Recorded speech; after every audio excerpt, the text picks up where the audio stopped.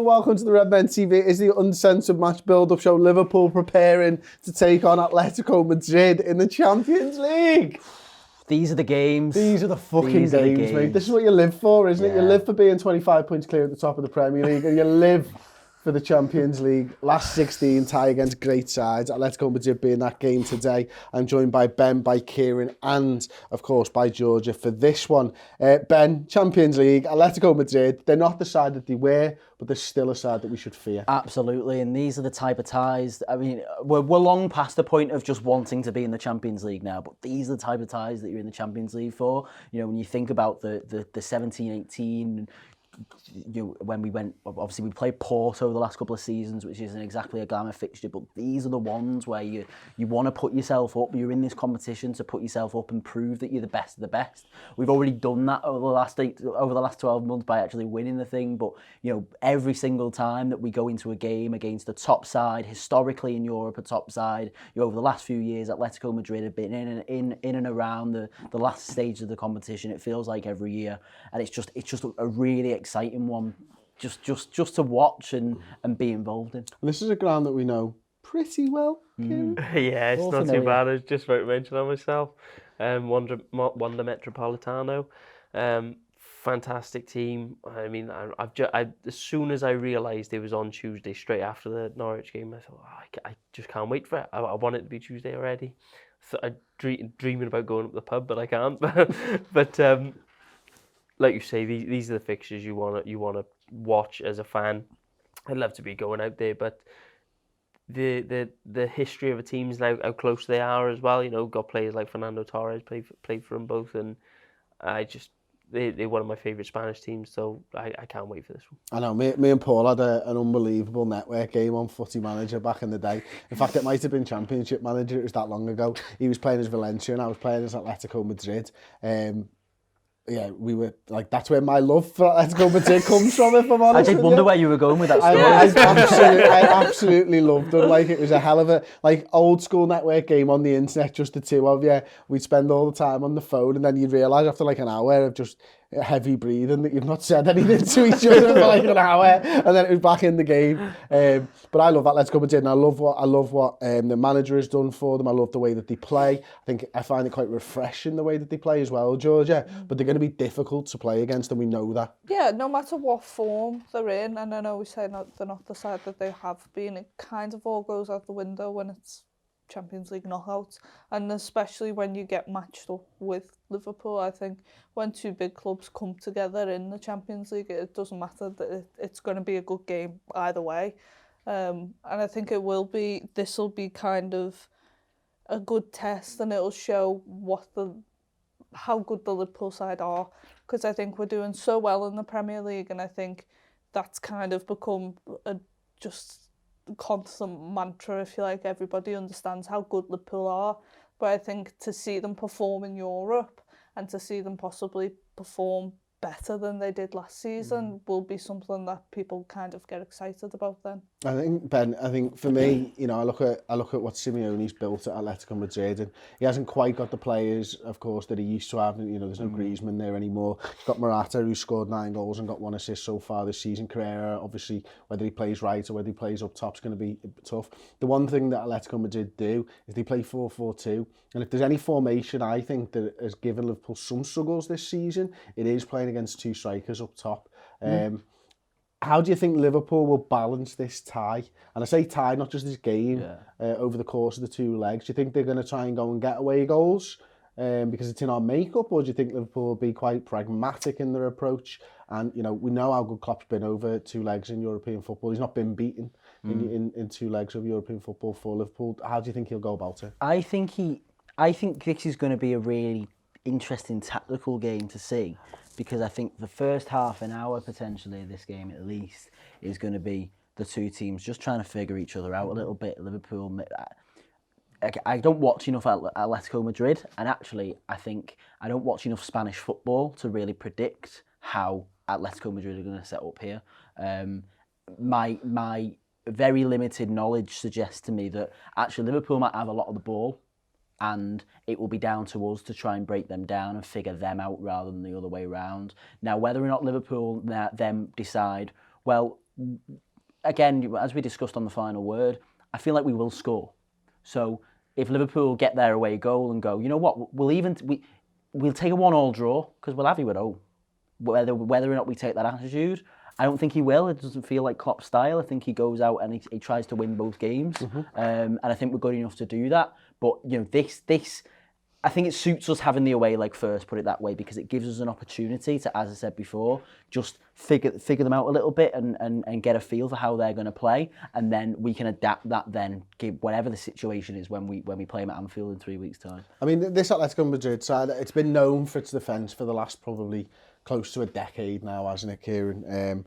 But what you've seen this season is they don't have the best defence in La Liga. I think they've conceded 1 more goal than Real Madrid, who do have the best defence in the league.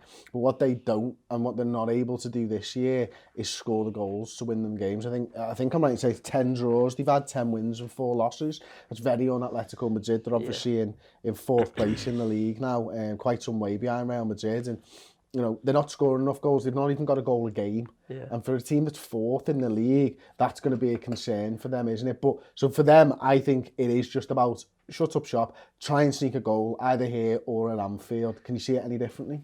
No, not really. With such a history of great strikers as they've had, it's probably confusing Simeone at the minute about trying to find the right formula to get it. And like you say, the defence is definitely not what it has been. I think the attitude Liverpool are going to take is not quite the heavy metal football, because we got a better defence than that now, but I do think we're going to go gung-ho. I think we're going to try and get a couple of goals, and I think it suits us being away for the first leg, definitely. Like you say, might take a little while to work it out, but I do think they're going to go alpha leather definitely towards the end of the game.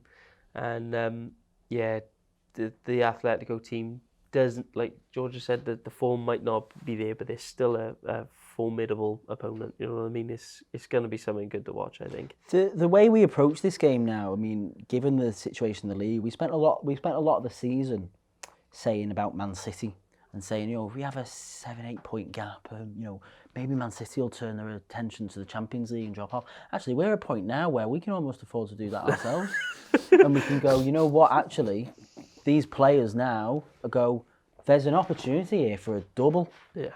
And I think that will be the thing. And this team is good enough. Double, mate, in the bag. We've got a treble in the bag. Yeah. Wait. Well, yeah. If you count the league. If you count the league. But I think which we should be. Which we should be. One game at a time, Chris. One game at a time. We're going to win the league.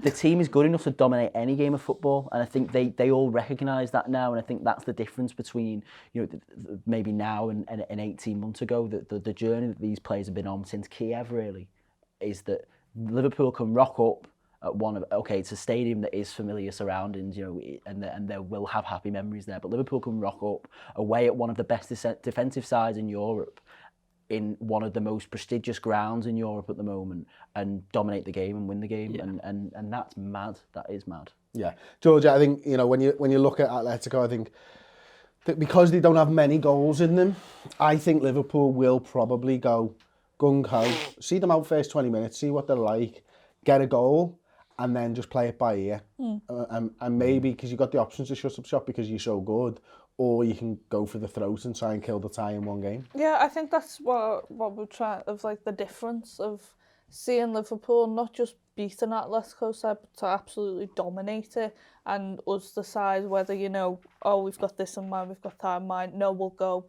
To see a Liverpool side manage the game, put a game to bed, and the home fixture at Anfield to be, you know, have a look again. Like, it's not going to be, oh, we need X amount of goals and we need this and we need that to go through. It should be done, in my opinion, for it to come back to Anfield and then have sort of, you know, a victory lap, if you like, of here's some good football, some good European football back at Anfield. A dominating win here in this tie, again, sends out another message to me to the rest of Europe, because the way this Atletico side play, and okay, they're missing some players, aren't they? You know, you think about they'd love to have Diego Costa involved. I don't know whether João Felix is going to make it. There was whispers that he was, whispers he wasn't. But again, they're a very defensive side. If Liverpool don't struggle against this team, the rest of the teams in the pot are going to be going, bloody hell, I don't know. I don't know. I think they already are. I think that's it's what with the Premier League though as well, because you hear a lot of sort of talk about, oh, the Premier League this season isn't as good as it's been in past previous seasons. You see comparisons to like of when PSG runs away with the title, and it's like, oh yeah, but look at the league and this that. If you then go and perform on this European stage and you absolutely dominate, it is then, no, it's not just we're playing poor opposition. No, it's not the Premier League's having a bad season. We're a good side. We are a top quality, world class side, and here's why. For me, that's a load of nonsense. Because look at Norwich on a weekend. Could you imagine that team in the league 5-6 years ago? They wouldn't be in the position they're in. They're a great team. They play awesome football.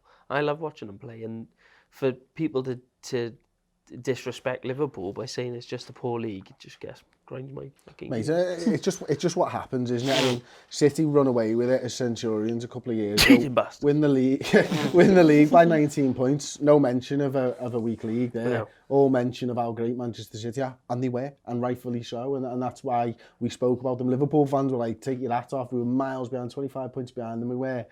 And the difference is now everyone's spitting the dummy out because Liverpool are doing it to them. It's not a weak league. So onto this game again. I think, Ben, one of the things that's interesting going into this game is actually the fitness level of the players involved, isn't it? I think, it felt like for a while now that this would be the game, or certainly Norwich, where all the players are fit and ready. Yeah. And it shouldn't be at this stage of the season, but it is. It's where we've got a full squad to pick from, bar Nathaniel Klein. Yeah, thank God. It felt like a long time coming. But yeah, some of the players that obviously have had some injury problems. This, again, I think given the position in the league that we find ourselves in, this has been the game that's kind of been the target. So if you think about Fabinho and the way we've kind of like bedded him back into the side in particular, I think he's nailed on to start tomorrow night. And I think this will have been the game. Obviously, they'll have done the initial assessments after he picked up the injury against Napoli, and they'd have maybe got to Christmas and then have gone, right, we know that we can have him back and firing, not only available, but also we need him match fit for the Atletico game. We need him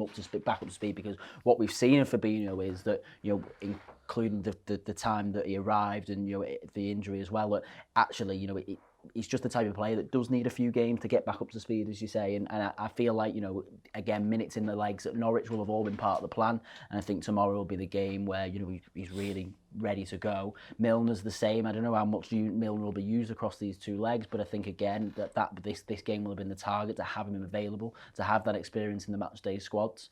And yeah, we've got loads of options now. I mean, Minamino wasn't even on the bench at the weekend against Norwich, but he's an option if we want to throw him in there, again, in the squad, and have him as an option from the bench. So it's the luxury of having a fully fit squad is something that we don't often have.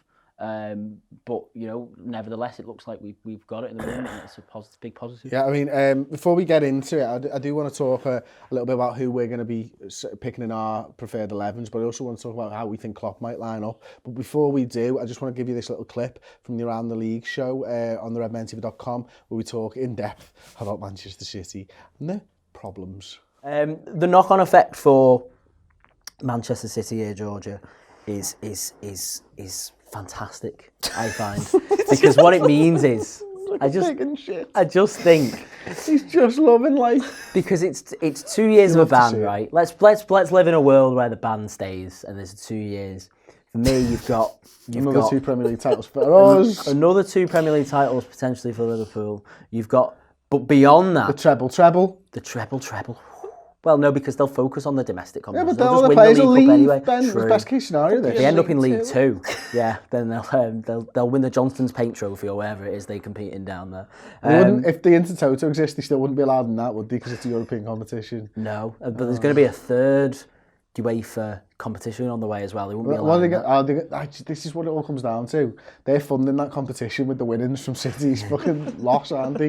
We're in that 30 million quid. Right, branding people. We need a third competition. Let's call it the Anti-City Cup. God. Well, it's the thing, because there's so many City fans who, UEFA just don't like us. Yeah, no wonder they don't like you. No wonder they don't like you. Fucking cheating bastards. They boo it. We boo their anthem. Whatever.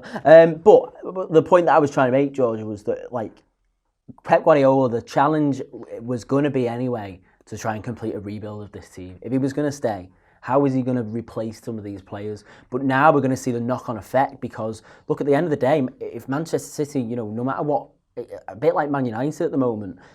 They can throw all the money in the world, and they've got, even Man United have got the status in world football above Man City, but they can't sign any players because they've not got Champions League football. I think it'll be interesting to see how Pep Guardiola goes down, like what he decides to do, because if he does stay and they do get banned, it'll be a testament to him as a manager to show what he can do without money. Because, like you said, like He'll still have the money. He'll still have the money, but they'll just be a bit in the more... sense of, like, he doesn't have that backing of Champions League football. Every other club he's been at, there's a lot of revenue being has been, come here, win trophies, we'll pay you lots of money. Yeah. Whereas he doesn't have all of that now, so it'll be interesting as a manager what he can do with those restrictions, because we've never seen that from him before. On the other hand, if he does leave and he goes to somewhere where the likes of Juventus, then again, hats off to him, because you're a manager who wants to win trophies, and you can't blame him either way, I think. Yeah, the other side for the greatest ever, doesn't he? Yeah, you can't do that if exactly. you're not playing Champions League. Exactly. No one's going to remember that he wins another domestic treble.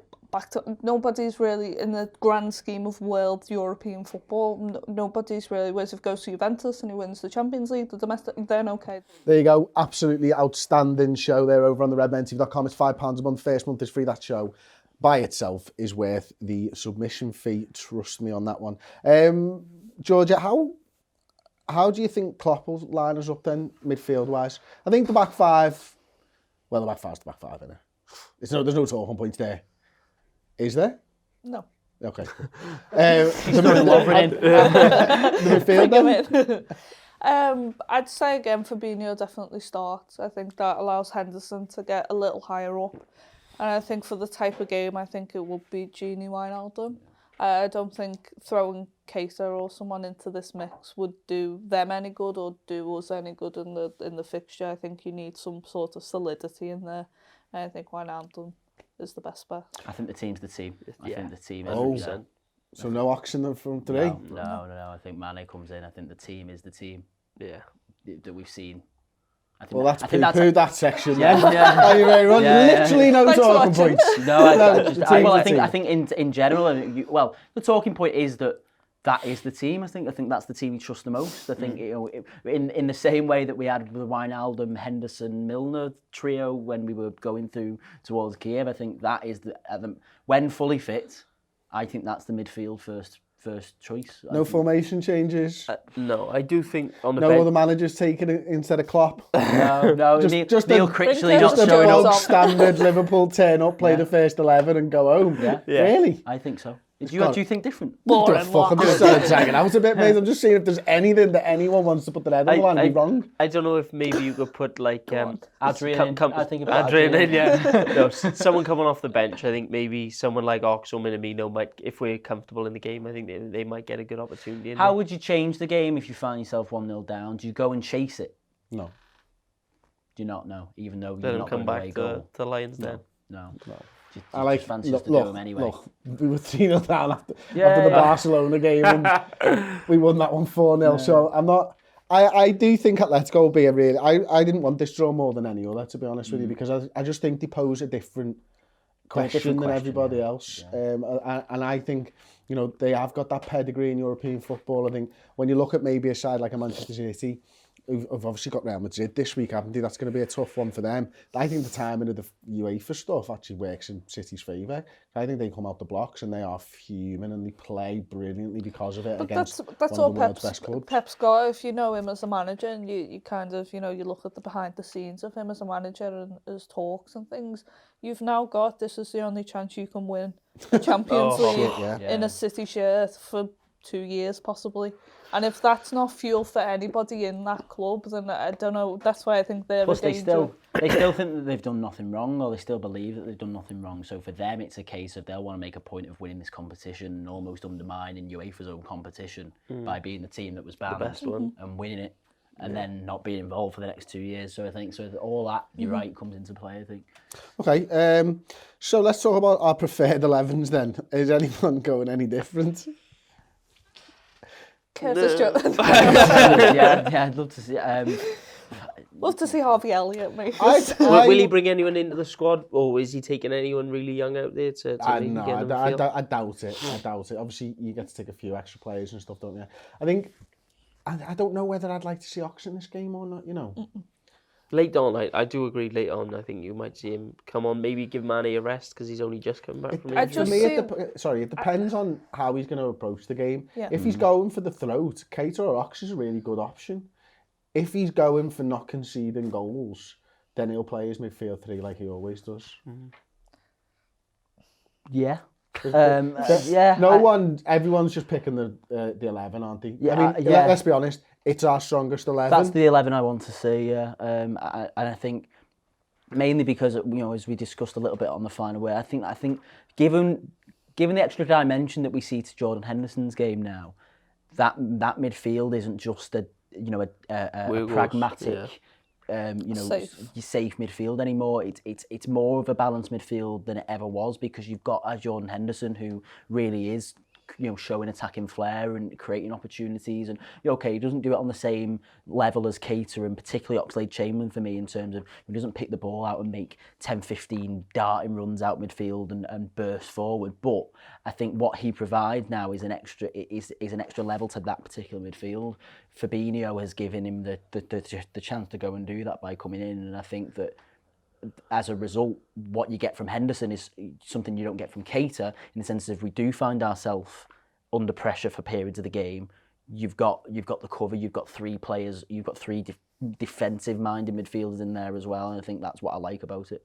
Okay, I'm going to ask a slightly different question to you this time, Kieran. I think this is quite difficult. If he decides to go with an Ox in the centre of the park, who lines up alongside him? Right, in the centre. Do you In mean the we're six in and the 8 next to him? I think Fabinho's in the 6. Okay. And yeah, maybe you put Wijnaldum. So you'd take Hendo out if you play Possibly. Just don't see him doing that. I don't see him doing it, but that's possibly what I think might happen if he does go with Ox, because for me it's either Ox or Henderson gives you your creativity. You know what I mean? So could you play Hendo as the 6? You could, but I think Fabinho is a better option. So, you know, it was last time I was on, you were talking about how he's the best midfielder in the world. So don't see him letting Fabinho slack off while Henderson's sweating his nuts off in number 6, you know. I think I might prefer Hendo in the 6 with Ox and Wijnaldum, you know. It's the luxury of having a fully fit squad. Fucking brilliant for 2 months. Yeah. He's been brilliant in that. It might be the extra It depends how dimension, Fabinho is in terms of fitness again. But and, if he has a terrible 50, 60 minutes, maybe he does change it. Maybe that's what he does do. But yeah, I think that's an option, and it depends how, although we say, and we've just been saying how great and match fit Fabinho is for the sake of an argument, I'd say that there is a possibility is that could be one of the rotations, is you drop Henderson into that. It's not like it's an unfamiliar role for him, and it's not like any of us are nervous that he could be in that position. So that if that's the one change that does happen, I wouldn't be mad. No one would be asked either way. All right then. Before we do score predictions, Kieran, you got a fight upcoming? I have, mate, yeah. March the 14th, I'm headlining in Cardiff on a priority promotions bill. Anfield South, yeah. Sorry, mate. I'm headlining Anfield South. March the 14th on IFL TV, which is a massive YouTube channel for boxing fans. I'm fighting Darren Surtees, who boxed on the same show as me last time. He's a really good fighter. He can bang with his backhand. So I think as long as I can avoid that. He's not gone past 6 rounds before, so I'd like to think in the later rounds is somewhere I can really take over. And yeah, I'm really looking forward to this fight, because hopefully winning this leads on to a major title for me in the future then. And also in the next 4 to 6 weeks, I think I've got a book I've written coming out, which is about my mentality in different situations I've faced in my career. Like when I was 19, my father committed suicide, and it's just how I used sport to handle that situation. It's about how I handle my kids and my relationship with my wife while I'm fighting and things like that, and how great she is to put up with me. But yeah, that's If coming you wanted the blowjob, you had to write a book. Yeah. Fucking hell. Didn't work like That's what I'm not doing right. No, yeah, but that should be coming in the next 4 to 6 weeks or so. So But will you send us a copy? yeah, definitely, mate. And yeah, if anyone wants to keep up with my career, follow me on Twitter. It's at KiwiGethin, and on Instagram, same thing. Brilliant. Cheers, Thank you guys. very much. Good luck with the fight. Thank you. So, score predictions for this one, George. Have you got a book coming out? No. It's fine. Just go straight into your score predictions Yeah. then. 3-1 Liverpool. Liverpool. Yeah, I think I'd say the same. Okay. 1-0 to Liverpool. I'm going 1-0 to Liverpool as well. I know it's boring, I think but it's going to be that type of game. I think it's going to be... So for it to talk about This is- throwing out this is gonna tens when be- he goes with a 1-0. Yeah. This is going to be a really interesting game for the neutrals who love like tactics and stuff. Just to be able to watch how this plays out, because again, you know, we've talked about all the different ways that this could go, whether how Klopp approached it, how Simeone approaches it, and all that. It's just going to be for us. It's going to be stressful, but it's going to be a really interesting game of football to watch if you really like your football and you're not just watching it for the spectacle and you want to analyse the game. I think it's going to be a really good game in that sense, and it's going to be tight. yes, it will be, and it's going to be 1-0. Don't forget to like the video, subscribe to the Redmen TV on YouTube. Thank you to everybody who's joined me today, and to Tom on the 1, 2s and 3s. We'll see you next time. Ta-ra.